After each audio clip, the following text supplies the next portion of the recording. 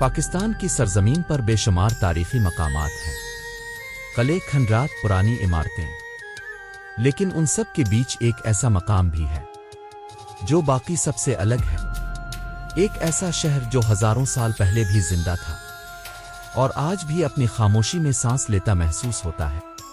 یہ ہے موہنجو دیڑو، جسے اے موت کا ٹنلاؤ کہا جاتا ہے، ایک نام جو سنتے ہی ذہن میں کئی سوالات پیدا کر دیتا ہے۔ آخر یہ شہر کیوں برباد ہوا؟ یہاں کے لوگ کون تھے اور ان کے ساتھ کیا ہوا؟ ہزاروں سال پہلے دریائے سندھ کے کنارے ایک تہذیب پھلی پھولی۔ یہ لوگ نہ صرف زراعت کرتے تھے بلکہ تجارت میں بھی آگے تھے۔ کہا جاتا ہے کہ ان کے جہاز دوسرے ملکوں تک جایا کرتے تھے۔ ان کے بازاروں میں کپاس، اناج، زیورات اور قیمتی پتھر فروخت ہوتے تھے۔ یہ شہر اس وقت کے حساب سے نہیں بلکہ آج کے معیار سے بھی حیران کن تھا۔ موہنجو دیڑو کی گلیاں سیدھی اور ایک دوسرے سے متوازی تھیں۔ ہر گھر میں پانی کا کنواں موجود تھا اور گندے پانی کے نکاس کے لیے نالیاں زمین کے نیچے بنائی گئی تھیں۔ ان کی اینٹیں ایک ہی سائز کی تھیں اور دیواروں کی سیدھ آج بھی انجینئرنگ کا کمال لگتی ہے۔ سوچو، 4000 سال پہلے انسان یہ سب کیسے کر سکتا تھا؟ یہ سب کچھ کسی منصوبے کے تحت بنایا گیا تھا۔ یہ تہذیب صرف رہنے کے لیے نہیں، سوچنے اور جینے کے لیے بنی تھی۔ یہاں علم، فن اور ترتیب تھی۔ لوگ صفائی پسند، ہنرمند اور تہذیب یافتہ تھے۔ کھدائی کے دوران جو چیزیں ملیں، ان میں بچوں کے کھلونے، پیتل اور تانبے کے اوزار اور عورتوں کے زیورات شامل تھے۔ کچھ مٹی کے برتن ایسے تھے جن پر لکھی ہوئی تحریریں آج تک کوئی نہیں پڑھ سکا۔ یہ تحریریں وہ راگ ہیں جو اس تہذیب کے لبوں پر ہمیشہ کے لیے بند ہو گئے۔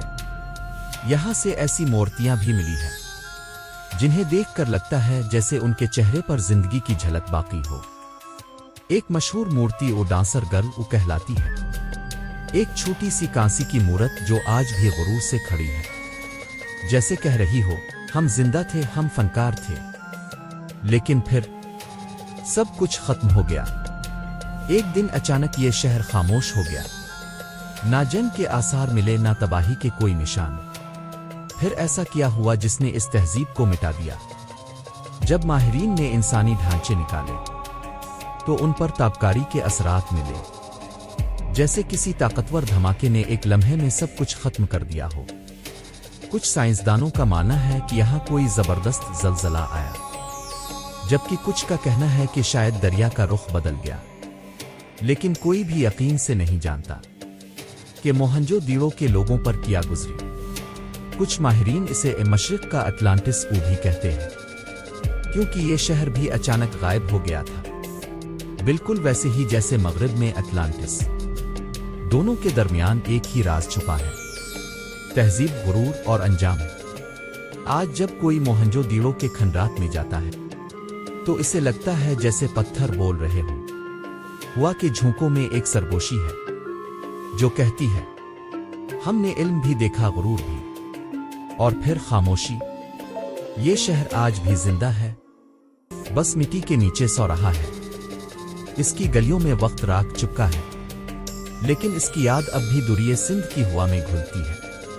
شاید ایک دن جب انسان سچ سننے کے لیے تیار ہوگا تو موہنجو دیڑو دوبارہ بول اٹھے گا، اپنی زبان میں، اپنے انداز میں، اور ہمیں یاد دلائے گا کہ تاریخ ہمیشہ ان کو زندہ رکھتی ہے جو وقت سے آگے جینا چاہتے ہیں۔